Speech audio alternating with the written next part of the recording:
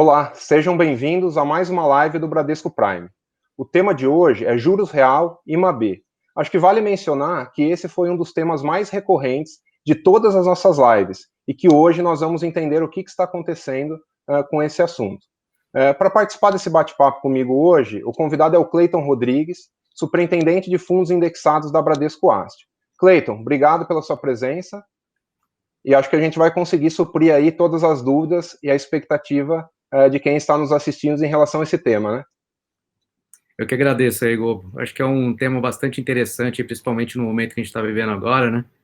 Tem gerado bastante dúvidas aí, acho que vamos tentar com essa live, tentar dirimir todas essas dúvidas aí da nossa plateia aí. Excelente. Vamos lá. O Cleiton, acho que para a gente começar a falar, acho que o importante é a gente primeiro explicar o que é o IMAB. Acho que isso naturalmente gera muitas dúvidas na cabeça dos nossos clientes. Então, acho que você consegue explicar para a gente um pouco o que é o IMAB efetivamente, né? Boa pergunta, Igor. Acho que é bom a gente nivelar, né? Tem muita gente aqui que eu vou falar é muito óbvio, não tem muita novidade, mas é bom colocar todo mundo na mesma página. Tem gente que entende um pouco mais, um pouco menos, então a gente nivela todo mundo e tenta esclarecer essa sopa de letrinhas que tem aí esses índices da Ambima, né? Então, só lembrando, o IMA é uma série de índices da Ambima que representa a dívida pública do governo. Então, assim, ela é dividida entre pré, inflação e Selic. Então, o pré é o IAFM, os índices indexados à inflação são medidos pelo subíndice IMA, e o IMA-S, que representa as LFTs que são indexadas pela Selic, né? Então, esse cômputo geral é o IMA geral, vamos dizer assim. E o que a gente vai falar hoje é do IMA-B, que é essencialmente os títulos indexados à inflação. E aí vale lembrar que é um ponto que a gente vai tocar bastante durante a live, que tem uma diferenciação enorme entre o IMA-B curto e o IMA-B longo. Então, o IMA-B curto que eu falo é o IMA-B5, que são os títulos que vencem até 5 anos, e o IMA-B5+, que são os títulos que vencem a partir de 5 anos até 2050, 2055. Então, essa parte longa, ela tem um determinado comportamento, vamos dizer assim, e a parte curta tem um comportamento totalmente diferente dependendo do cenário. Então, assim, só deixar bem claro mesmo o que é. Quando eu falar IMA curto, são os títulos indexados à inflação com vencimento até 5 anos, e quando eu falar IMA longo, são os títulos mais longos, perdão. Tá bom. O importante é essa explicação. E quando a gente fala de títulos de inflação, Cleiton, a gente sabe que uma parte deles é composto por uma taxa pré-fixada e uma parte deles é a variação do IPCA, né, que é o índice oficial de inflação. Alguns falam uma parte pré, uma parte pós, né, tem vários termos aí que são utilizados dentro do mercado. Então, como a gente poderia explicar a partir do momento que eu fiz um investimento nesses títulos, ou seja através de um fundo, seja através do próprio Tesouro IPCA, eu adquiri diretamente esse título, o que efetivamente eu estou comprando? Eu estou comprando uma parte pré, é mais inflação, é mais juros? Como que funciona esse mecanismo?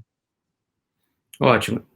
Então, entra agora exatamente no ponto que eu estava falando, né? Então, entre esses dois pontos que você mencionou, que são basicamente 3 fatores, né? Você mencionou 2 deles. Primeiro, inflação, que é óbvio, você está comprando um título indexado à inflação. O segundo é juros. Então, lembrando que a soma desses dois dá o juro real, né? Então, o juro real mais inflação tem essencialmente que dar o juro nominal, até por efeito de arbitragem, né? Então, juro nominal é o juro real mais o juro mais a inflação. Então, por exemplo, um exemplo bem simples: se eu pegar um título de 1 ano, pegar um pré de 1 ano que tem 6%, para arredondar os números aqui, um título de indexado à inflação tem que estar com um juro real de 4 mais 2% de expectativa de inflação. Então, basicamente, é essa a dinâmica, né? Então, por isso que o fator de juros tem um componente bastante importante como driver de retorno quando quem compra uma NTNB. E o terceiro ponto, não menos importante, eu diria, e isso vale até mais para os títulos mais longos, é o fator de risco, o prêmio de risco. Então, assim, quanto mais você se alonga na curva, mais esse fator prêmio de risco afeta os preços. Então, assim, imagina uma curva de NTNB, com prazos de 1, 5 até 50 anos. Então, entrando já naquela regrinha que a gente falou, de 0 a 5, o IMA curto, ele tem um comportamento muito mais relacionado à inflação corrente e um pouco de juros e menos de risco, prêmio de risco. Então, por exemplo, se a gente está esperando que vai navegar num cenário que a inflação, por alguma razão, por exemplo, greve, sei lá, algum fator que, vou usar um exemplo mais prático até aqui, quando teve a alta do preço do tomate, que fez com que momentaneamente o preço da inflação de alimentos subisse. Então, qual que vai capturar mais, o IMA curto ou o IMA longo? Com certeza o IMA curto, porque tem um fator de inflação corrente muito mais forte do que o IMA longo. O IMA longo, até pela incerteza maior, a gente, assim, às vezes tem dificuldade de achar o quanto vai ser a inflação para daqui 1 ano, 2 anos, 6 meses, quanto mais para 50 anos. Então, o fator de expectativa de inflação, ele se torna muito menos importante do que o fator juros e muito menos ainda do que o fator prêmio de risco. Então, assim, uma coisa que eu gostaria de que ficasse bem claro, assim, acho que de tudo que eu falar, se vocês conseguirem guardar bem isso, é o seguinte, a inflação curta, ela está muito mais relacionada a preços de inflação corrente e juros, e política monetária e taxa de juros de curto prazo, e a inflação longa, muito mais relacionada a prêmio de risco, taxa de juros de longo prazo e inclinação de curva e tudo isso mais. E muito menos a inflação corrente. Então, por exemplo, de novo, se a gente tiver hoje um choque de inflação, a B curta, as Bs curtas, que é resumido no IMA B curto, ela vai ter esse efeito muito mais nos preços do que as Bs longas. Ao passo que se a gente tiver, até já entrando um pouco no que a gente vai falar depois da situação atual, hoje, como o fator de preços, o que fez os preços mudarem, foi muito mais prêmio de risco, ou seja, teve uma catástrofe que impactou no preço de todos os ativos e aumento de prêmio de risco. As Bs longas sofreram muito mais do que as curtas. Né? Ô, Cleide, deixa eu pegar um gancho aqui. Quando você fala prêmio de risco, eu posso entender que aumentaram as minhas incertezas, naturalmente eu vou exigir uma remuneração maior por isso, né? Perfeito, Gol. E aí até um outro ponto que eu ia te perguntar. Os títulos longos, acho que é uma dúvida muito recorrente. Os títulos longos, eles têm uma remuneração maior pelo mesmo motivo, porque as minhas incertezas, no longo prazo, elas são maiores do que as minhas incertezas de curto prazo, né? Então, naturalmente, eu tenho uma remuneração maior nos títulos com vencimento mais longos, né? Exatamente. Tem um ponto, Cleiton, acho que chama muita atenção dos investidores e nem todo mundo entende esse mecanismo efetivamente, que é a marcação a mercado. E aí eu sei que o fator tempo, ou seja, quanto mais longo o título, mais longo o ativo que eu adquiri, maior é o impacto que eu tenho, né? O que é esse mecanismo da marcação a mercado na prática? Bem, excelente ponto, Kobo. Eu acho que isso que acaba até causando uma certa estranheza para alguns investidores. Por exemplo, o investidor foi lá e comprou um fundo IMA. Aí olha para o investimento, está sofrendo para caramba, e olha para a inflação, está caindo um pouquinho e tal, mas não tem muita relação, né? Não tem muito movimento. O que fez isso? Por que acontece isso? Né? Então, é exatamente o efeito da marcação a mercado. Então, voltando para o ponto que eu comecei no começo, é redundante, né? Que eu iniciei falando, o IMA geral, ele tem, o IMA total, vamos dizer assim, ele tem, 30% da contribuição do risco dele na inflação curta e 70% na inflação longa. Quando você tem esse tipo de choque, vamos dizer assim, o que acontece? O prêmio de risco aumenta, que é mais prominente na parte longa da curva, que inclusive, como todos os ativos, essa agora foi bem forte. A gente viu aí níveis de juros reais que eu pessoalmente achei que raramente ia ver de novo aqui no Brasil. Então, a gente estava aí falando em juros reais por volta de 3% e comprando mais, porque achando que nesse mundo que a gente estava vivendo aí de taxa zero, em muitos países com taxa negativa, você tem um país aí que paga 3% de juro real, parecia ser muita coisa, né? Então, vem uma crise dessa para mostrar que realmente os parâmetros não servem para nada, né? Então, a gente viu aí a curva longa subir bastante e viu patamares aí de quase 10% de novo de juros reais. Então, o que acontece? Quando a taxa de juros sobe, o preço dos ativos cai, né? Porque é o efeito proporcional. Conforme a taxa de juros cai, o valor presente ele acaba sendo descontado mais, então faz com que o preço caia. Então, vale a dinâmica aqui básica da renda fixa, né? Então, quando esse preço cai, a taxa de juros acaba sendo mais alta, quem está entrando naquele momento está levando um rendimento mais alto. Quem ficou, assim, infelizmente, quem já estava, infelizmente, tomou aquela marcação, mas não necessariamente é uma perda, como vale qualquer outro investimento, com ações, com coisas. Só vai realizar aquela perda no momento que você vender. Se você continuar no investimento até o vencimento, no caso a gente falando numa bola, numa NTNB 2025, por exemplo, como exemplo, e comprou com yield aí dos mesmos inflação mais 3%, no final, até o 2025, você vai levar essa inflação mais 3%, que aí entra no propósito do investimento, né? Então, se a pessoa entrou com o propósito de proteção do poder de compra até 2025, por um determinado objetivo, ele vai levar. Lógico que tem uma marcação no meio do caminho, e aí vai até o ponto que a gente pode discutir depois também, se não é o momento, de repente, de entrar mais e fazer um preço médio, né, vamos dizer assim,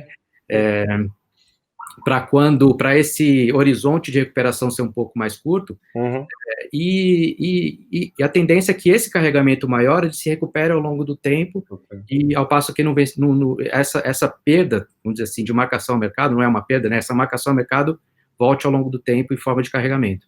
Acho que tem um ponto aí que o princípio básico no desespero, não realizar o prejuízo, né? Acho que esse é o primeiro ponto. O Cleiton, deixa eu te perguntar uma coisa, como que eu identifico se uma NTNB, ele é de longo, de curto ou de longo prazo? Até qual vencimento eu posso considerar um investimento de curto prazo e até que ponto eu considero de longo prazo? Aí eu vou emendar uma outra pergunta para você aqui. Dentro do fundo de investimento de inflação, né, que compram esses ativos lá dentro, como que é a composição desse fundo? Eu tenho todos os vencimentos lá dentro, eu escolho um vencimento específico, como que é a sua atuação como gestor dentro desses fundos? Exatamente.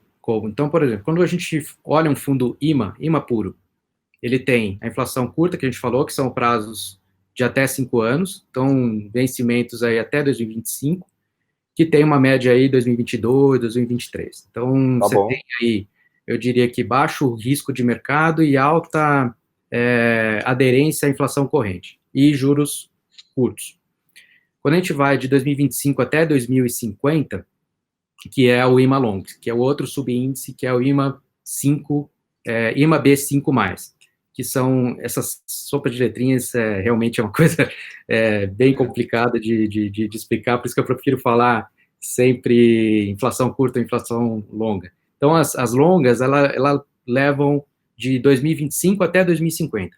Então, isso quer dizer o seguinte, voltando para aquela nossa explicação, que você está muito mais exposto. Então, um dos termos que a gente usa para medir o risco na renda fixa é a duration. Então, quanto maior a duration, maior risco você tem, maior a possibilidade de ganho se os juros caírem e maior a possibilidade de perda se os juros subirem. Então, por exemplo, o IMA B5+, ele tem uma duration de 12 anos, ao passo que o IMA B5 até 5 anos, ele tem uma duration de 2 anos. Então, só pegar um gancho, Cleiton, desculpa, na duration, né? Acho que é importante a gente esclarecer aqui, né? A duration, a gente está falando do prazo médio de vencimento desses títulos dentro da carteira, né? Isso. E também, além disso, é uma medida de risco para averiguar risco de portfólio mesmo, né? Sim. Tem uma regrinha básica que você multiplica a duration pelo número de anos e pela variação de cada 1% em relação à duration, te dá a variação que você vai ter no papel, positiva ou negativa, né? Legal. Então, assim, olhando pela duration, o IMA curto ele tem uma duration de 2 anos, ou seja, tem uma previsibilidade de política monetária e de inflação muito maior do que um de 12 anos, que é o caso da inflação mais longa. Uhum. Então, assim, já entrando um pouco de cenário, quando você fala, e o que a gente deve fazer daqui para frente, né?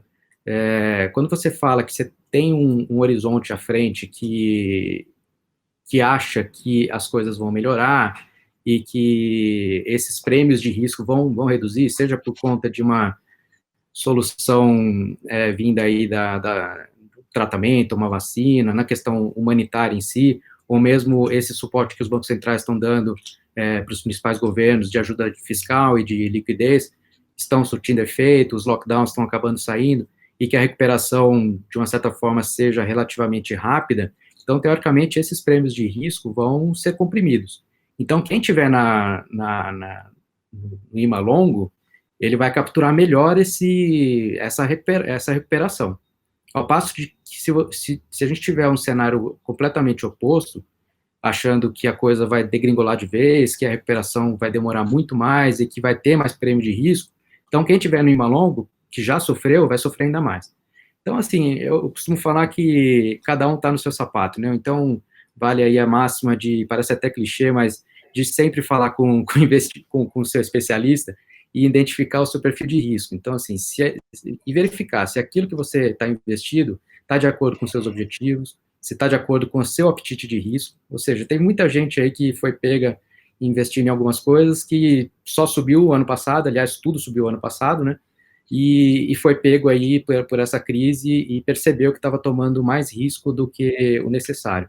Então, assim, o fator de diversificação de portfólio, ele é muito importante. E as Bs, os títulos indexados da inflação, é um componente bastante importante. Então, assim, todo portfólio, todo planejamento de investimento, tem uma parcela ali que você quer proteger o seu poder de compra e tem uma parcela que você quer, por exemplo, capturar um ganho no futuro. Então, essa parcela de poder de compra ficaria no IMA curto, e essa parcela que você quer correr um pouquinho mais de risco, que eu sugeriria ser um pouco menor até, dependendo do risco de cada um, para capturar esse movimento de volta, né? Então, só para deixar bem claro, quando você fala assim, tá bom, então vou investir no IMA geral, que eu já estou com esse mix.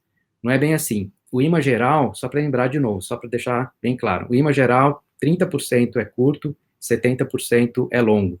Então, se você, na sua cabeça, tem um mix que você quer muito mais inflação corrente do que risco, então é ideal você montar o seu mix. Então, por isso que na Abram, quando a gente montou os produtos de inflação, a gente separou os dois produtos, inflação longa e inflação curta, justamente para o investidor fazer o mix que mais adequa ao seu perfil de risco e às suas reposições e projetos, né? Então, a gente tem isso em forma de ETF, em forma de fundo, mas se esse mix, que já é do IMA, 70% com risco e 30% inflação corrente, for ok, então vai direto no IMA. Você tocou em alguns pontos importantes, eu diria, né? Primeiro, a questão de respeitar o apetite ao risco de cada investidor, né? Então, esse é o primeiro ponto. Acho que nada melhor, como você também citou, a função do especialista de investimento para auxiliar nessa tomada de decisão, né? E até porque, Cleiton, não adianta também eu acertar qual produto ou qual ativo entrar e errar no peso desse ativo dentro do meu portfólio. Também o resultado não vai ser bom, né? Então, acho que esses são pontos bem importantes. Acho que ficou bem claro aí em relação a isso. Acho que vale só ressaltar um ponto aqui, que a gente falou um pouco de marcação a mercado agora de pouco, e vale ressaltar que ela vale tanto para os fundos de investimentos, só que os fundos fazem essa marcação diariamente, então a gente acaba vendo a cota desses fundos oscilar de forma mais constante, e quando eu adquiro esse título diretamente, o famoso Tesouro IPCA, eu não necessariamente calculo quanto aquele título estaria valendo naquele dia. Então, por isso que muitas vezes eu não vejo esse título oscilar. E aí pode gerar uma dúvida na cabeça, que é a seguinte: por que o fundo oscila mais do que o meu ativo que eu comprei diretamente? Na verdade, ele não oscila mais, né? Se você for vender, de repente, aquele ativo de forma antecipada, você vai sofrer a mesma marcação a mercado, que nada mais é do que quanto o seu ativo vale hoje, se você quiser vender ele, do que o fundo faz. Só que o fundo, obrigatoriamente, por questões regulatórias, ele faz isso diariamente, né? Então, esse é outro ponto que é importante a gente ressaltar. E aí, Cleiton, tem um ponto importante aqui, né? Quando a gente olha o famoso retrovisor, né, a gente sabe que rentabilidade passada não é garantia de rentabilidade futura, mas a gente sabe que o retrovisor de rentabilidade desses títulos e desses fundos vinha muito bem, né, até alguns meses atrás. Essa que é a grande verdade. E aí acho que o que gerou muita dúvida na cabeça das pessoas é exatamente isso. Aí eu te faço a pergunta, o que mudou de 1 mês e meio, 2 meses para cá, que a performance desses fundos dos fundos e dos próprios títulos, começaram a diminuir? Né? Você pode falar um pouco para a gente disso? Excelente pergunta, Hugo, porque acho que vai dar para exemplificar exatamente o que a gente veio falando até agora, né? Então, acho que eu vou dar um passo até mais atrás. Eu vou exemplificar dois cenários que foram propícios para a inflação curta, e um cenário que vai ser mais propício para a inflação curta e outro que foi bem propício para a inflação longa. Só lembrando, né? Inflação longa, IMA-B 5+, e inflação curta, o IMA-B 5. Lá em 2014, 2015, quando a gente viu um prêmio de risco aumentar substancialmente, a gente viu o fiscal deteriorando de forma bem forte, a gente viu aí o prêmio de risco aumentando bastante e a inflação saindo do controle. Por uma série de medidas que os governos anteriores tomaram, a inflação acabou saindo do controle. Então, o ano 2015, por exemplo, é um ano que dá para exemplificar bem, dá para deixar bem claro isso. Então, 2015, a gente já estava, abril de 2014, a inflação já começou a descolar um pouquinho, mas ela estava ali flutuando ainda no topo da meta. Quando chegou em 2015, ela saiu do topo da meta e disparou, foi de 6% até 10%. Então, se a gente olhar a performance desses dois subíndices lá em 2015, eu tenho aqui, por exemplo, o IMA-B, deixa eu ver onde eu não estou aqui, pegar minha cola aqui. O IMA-B5 até 5 anos, ele rendeu 15%. A inflação daquele ano foi de 6 a 10, a média deve ter dado ali uns 6, 7. Então, assim, ele rendeu a inflação, 6, 7 da inflação que subiu, e mais os juros curtos que teve naquele período. Então, ou seja, foi um ano que teve aumento de prêmio de risco, então, provavelmente, em função desse aumento da inflação, exigiu uma resposta mais forte do Banco Central, ou seja, então, a curva longa acabou sofrendo muito mais, e os prêmios aumentaram bastante. Então, a gente viu que o IMA curto acabou rendendo 15%, e o IMA longo, ele rendeu menos do que o IMA curto, rendeu 5%. Ou seja, não cobriu nem a inflação. Ou seja, quem estava no IMA longo e estava com o propósito de ter manter a paridade do poder de compra, não funcionou, porque os prêmios subiram e a curva longa acabou matando um pouco. Se você olhar, ele teve esse efeito, só que o efeito negativo do aumento da curva de juros longa comeu esse efeito da inflação corrente. Então, esse é um exemplo claro de que quando você tem um cenário de inflação corrente mais alta, é melhor você estar na inflação curta. Aí vamos agora para o ano passado. Ano passado foi um ano maravilhoso para todos os ativos, bolsa, juros, a gente teve retornos aí parecidos com retornos de bolsa, né? Retornos de renda fixa parecidos com retorno de bolsa. O IMA longo, por exemplo, rendeu 30%, deixa eu pegar aqui, rendeu 30%, o IMA B5+, ao passo que o IMA curto rendeu só 13%. Por quê? É exatamente o oposto. Por a gente entrar num ano extremamente construtivo, que você tinha um novo governo comprometido com reformas, os mercados bem animados, e fazendo a lição de casa, vamos dizer assim, o que acontece com o prêmio e maior confiança, né, vamos dizer assim, no governo, os prêmios de risco acabam se comprimindo bastante. Então, o que acontece com a curva longa? Ela acaba caindo, e por ter uma duration mais longa, ela captura mais essa queda e tem um retorno muito superior com a inflação corrente. Então, assim, a inflação ano passado, ela acabou cedendo também, mas ainda assim teve um retorno de 13%, que foi em função da inflação corrente, mais a queda de juros curta, né? Então, acho que esses dois períodos a gente consegue exemplificar bastante a diferenciação entre os dois subfatores de IMA, né? Eu acho que a gente pode dizer, assim, de forma resumida, que as incertezas, né, em relação tanto ao cenário econômico, atividade econômica, enfim, ao que vem pela frente, naturalmente fazem com que os investidores exijam um prêmio maior. Isso aí, naturalmente, também mexe com as taxas de juros de forma geral, né? Acho que um ponto importante para a gente ressaltar, Cleiton, não sei se você concorda comigo, assim, da mesma forma que o mercado ele tem muitas vezes a velocidade para cair, se a gente vai falando de bolsa, ou para a curva de juros aumentar, falando especificamente de juros, ele não espera também a melhora efetiva da economia real, ele geralmente antecipa esses movimentos, né? Então, acho que a gente tem que estar muito atento, e principalmente, um ponto que eu gosto bastante eu só vou conseguir capturar o prêmio se eu tiver alocado naquela classe de ativos, né? Então, se eu não tiver feito a minha alocação, naturalmente eu não vou pegar, e muitas vezes eu vou acabar entrando no momento errado, e aí eu acabo entrando nesse círculo, eu entro no momento errado, saio no momento errado, né? Então, por isso que é sempre importante entender o perfil, né? Olhar qual que é o seu horizonte de tempo, e naturalmente ter uma alocação estruturada para que a gente consiga capturar o prêmio em diversas classes de ativos, não só no IMAB, que é o que a gente está falando aqui hoje. Acho que do IMAB específico, inflação, enfim, tudo que a gente falou, ele tem papel fundamental dentro dessas carteiras recomendadas, né, que é exatamente fazer a manutenção do poder de compra do cliente no médio e no longo prazo. Então, estruturalmente, é uma classe de ativo que faz muito sentido dentro dos portfólios.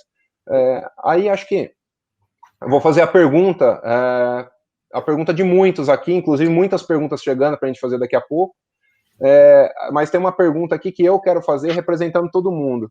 Cleiton, explicamos um pouquinho do cenário, a conjuntura que está acontecendo, o que é o IMAB, como que funciona essa classe de ativos, mas o que eu faço?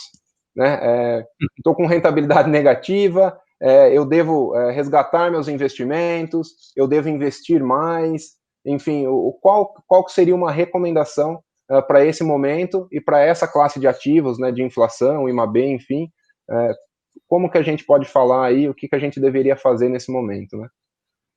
Exatamente, é uma pergunta de $1 milhão, né? Vamos dizer assim. É difícil a gente, de novo, só voltando para a questão da suitability, né? É difícil a gente sugerir o que fazer quando se trata de objetivos pessoais, de perfis de risco pessoais. Então, assim, o conselho que eu dou primeiro de tudo, né? Imagine que investimentos você tem ali um painel de controle, que tudo que você vai investir é um botão que você tem que saber exatamente o que cada botão faz. Então, imagine que esse painel seja um avião, que você vai calibrar ali os botões que você vai aplicar para levantar voo.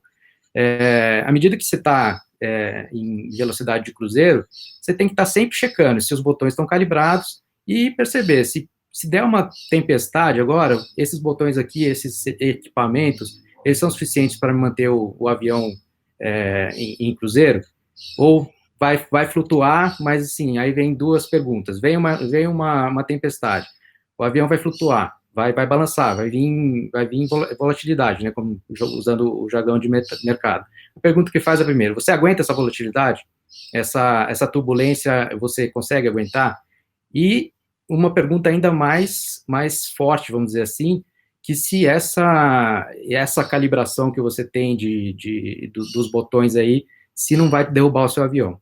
Então, acho que, assim, a gente vale, de novo, a velha máxima de entender o seu perfil de risco. A gente vive falando isso aqui, parece que não é muito importante, mas é extremamente importante vocês consultarem os especialistas. E olhando agora, direto para a sua pergunta, fazer um check-up. Agora que a gente entende exatamente o que cada botão funciona, no caso do IMAB, a parcela curta e a parcela longa, e traça um cenário. Olha para frente, acho que quando eu comecei a trabalhar, a primeira vez que eu sentei na mesa lá, o meu chefe, eu queria montar minhas primeiras posições lá, só exemplificando um pouco. E aí eu falei para o meu chefe, e qual que é o cenário para eu montar minhas posições aqui? Ele virou para mim e falou assim, eu não tenho cenário, quem tem que ter cenário é você. Porque se você tem que montar o seu cenário, porque se você vai montar suas posições baseadas no meu cenário, se esse cenário der errado, você vai me culpar. E aí você tomou premissas que, de repente, não eram as que você confiava e o que você achava. Então, assim, eu acho que é isso. Cada um entender bem no que está investindo, saber exatamente, seja uma empresa, investiu direto numa ação, saiba exatamente o que ela faz, quais os riscos que ela está correndo, em determinados cenários, como é que ela vai se comportar, e para qualquer outro tipo de ativo. Câmbio, renda fixa, inflação. Então, assim, entendendo exatamente o que você tem ali disponível para investir, vale para tudo, até um imóvel que você vai comprar, a localização é legal, como é que é a liquidez disso aqui. Então, assim, entender todos os ativos que você está, e aí voltando para o dashboard lá, apertar os botões e regular exatamente onde você quer fazer, e aí fazendo o checkpoint direto, né, montando esse cenário, reavaliando esse cenário, o meu cenário está indo certo, está calibrado, não está, descalibra. Então, assim, para quem decide tomar essa decisão por si próprio, tem que usar essa massa. E aí quem não quer, não tem saco, não tem tempo para acompanhar, tem aí os velhos fundos multimercados que fazem isso para a gente. Na nossa grade também tem os fundos de alocação que também usam métricas quantitativas para ajudar a fazer essa seleção, mas enfim, eu acho que tem que ter isso em mente e direto para a sua pergunta, respondendo assim, é isso, fazer o cenário, olhar para frente, se acha que vai melhorar, está no IMA longo, vai recuperar. Acha que vai piorar, não aguenta mais perdas, sai, vai para IMA curto ou muda para outro, assim, cada um identificar o seu perfil de risco e ver se os investimentos estão adequados. Eu costumo falar, Cleiton, que não tem uma receita única, né? Então, assim, Exato. Investimento ele é muito individual, né? Acho que tem que sentar de novo, entra aqui a figura do especialista, que é exatamente para te ajudar a tomar a decisão. Então, acho que tem um ponto, né? Eu tenho que olhar qual que é o percentual da minha alocação é recomendado para aquela classe de ativo. Aqui hoje, do IMAB, é o que nós estamos falando, poxa, o recomendado para o meu perfil é 20%, por exemplo.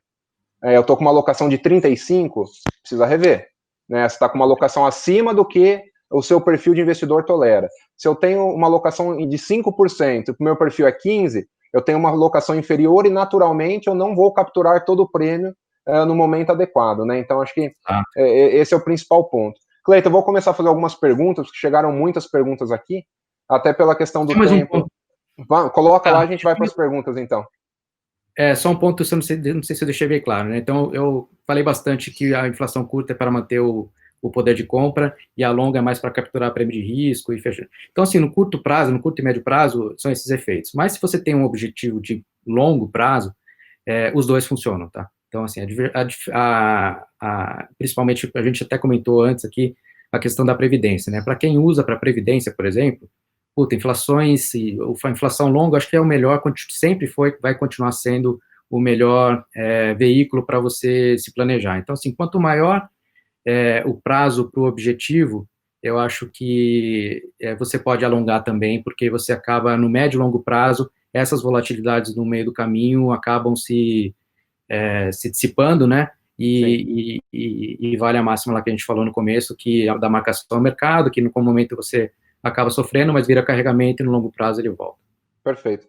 Até pela questão do tempo, vou fazer quase que um bate-bola em relação a umas perguntas, tem algumas aqui, mas são bem relevantes, acho que faz total sentido aqui, né? Primeiro que nos perguntaram, tá?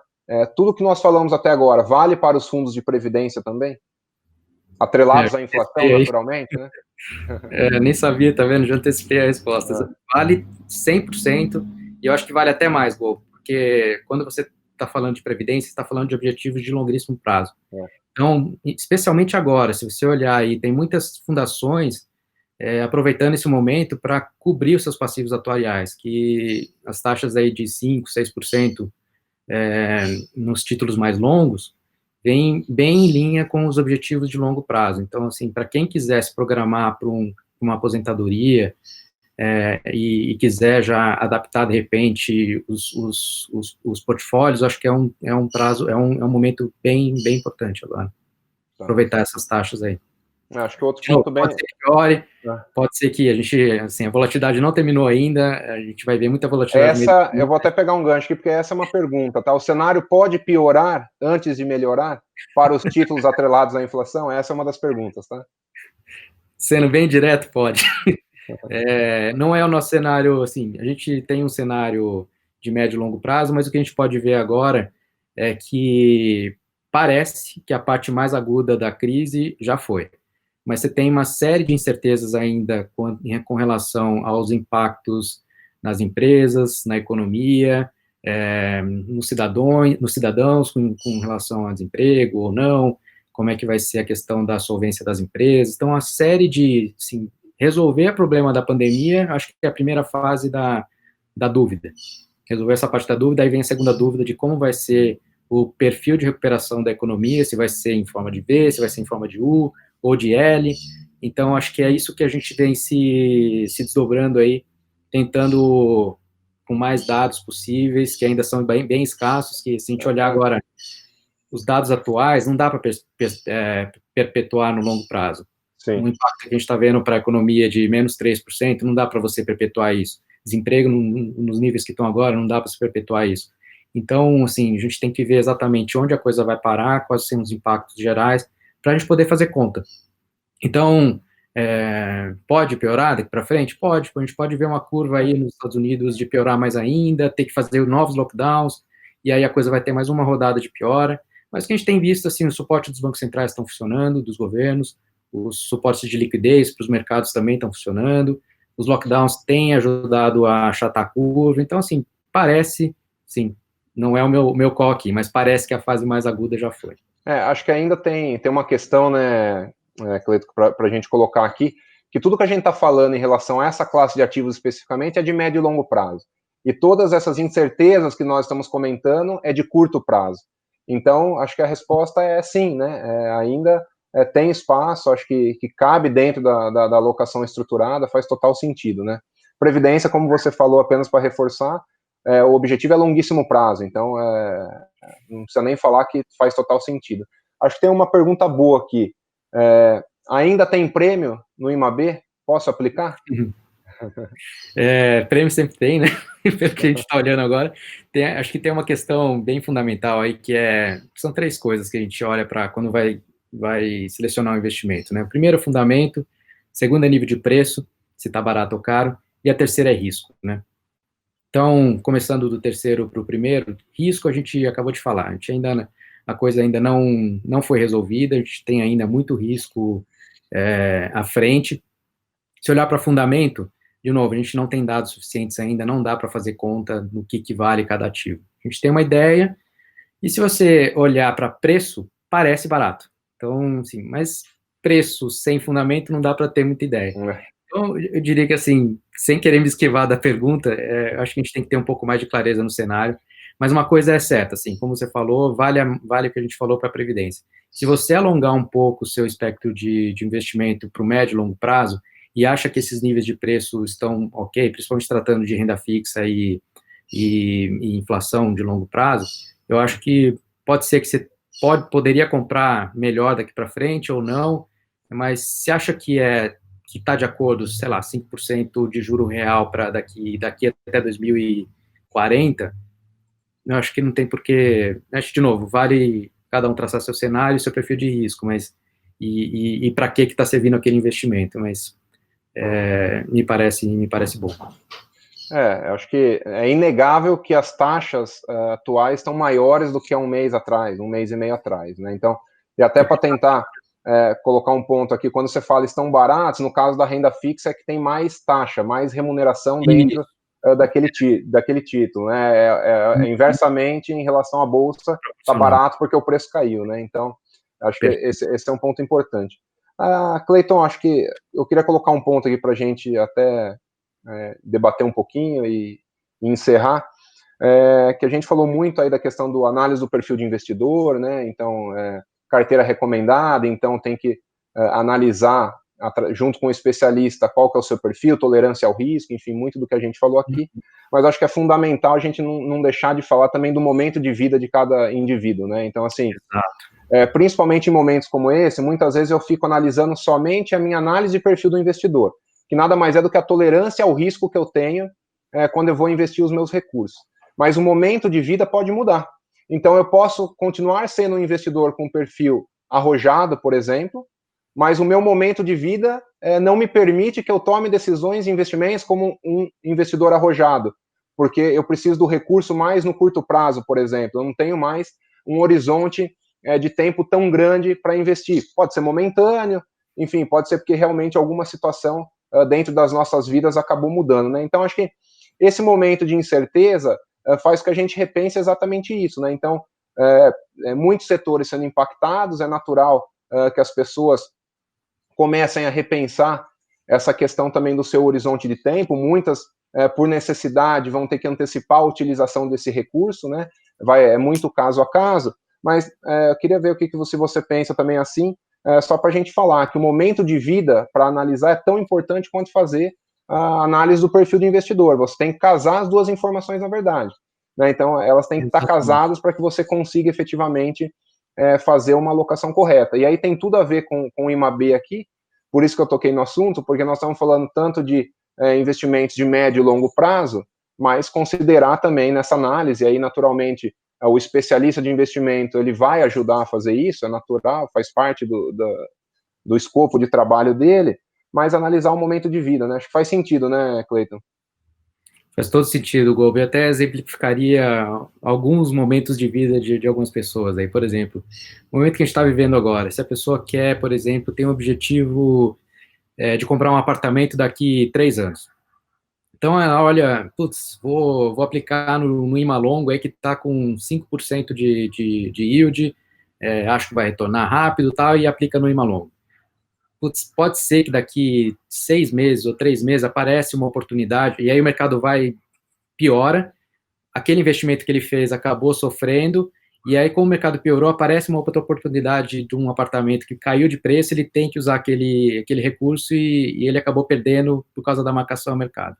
Ao passo que, se esse mesmo objetivo, cara, em vez de olhar para o longo prazo, que seria o IMA longo, olhar para o curto prazo e investir no IMA curto, aquele investimento ele vai ter menos risco, ou seja, ele vai ser menos suscetível às oscilações de mercado, vai acompanhar o preço dos imóveis, porque ali tem um componente de inflação corrente mais forte, e ele vai chegar ao objetivo dele com mais segurança, né? Então, é exatamente isso. Então, além de tudo que a gente falou de perfil de investimento, ter em mente bem claro o que é o objetivo com isso, que é o momento de vida mesmo. Ao passo que aquele outro que está com recurso sobrando, de repente não estava aplicado, alguma coisa assim, e quer fortalecer a rentabilidade da previdência dele, está na cara que ele tem que entrar no IMA longo, que aguenta solavancos aí no meio do caminho, que ele sabe que vai usar esse dinheiro daqui 20, 30 anos.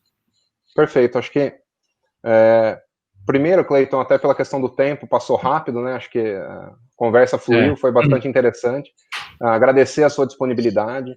Acho que reforçar a importância do papel do especialista de investimento dentro desse universo, né? De atuar junto com os investidores exatamente para identificar o seu perfil, o momento de vida, eles conseguem fazer esse trabalho, né? São especialistas nesse assunto.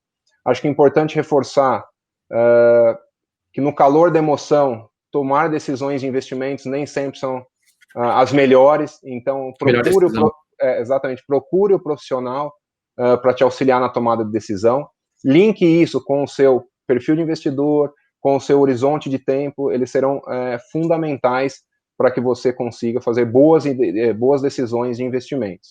Então, mais uma vez, obrigado, queria te agradecer, não sei se você quer dar as considerações finais aí. Não, dado o tempo aí, acho que eu resumiria em 4 pontos, né? Conhecimento, né, que é conhecer os investimentos, cautela, serenidade e planejamento. Acho que, contando tudo isso, é isso. Está bem resumido. Obrigado. Acho que obrigado a todos aí pela participação. E para se manterem informados, continuem acompanhando as nossas redes sociais. Obrigado. Obrigado.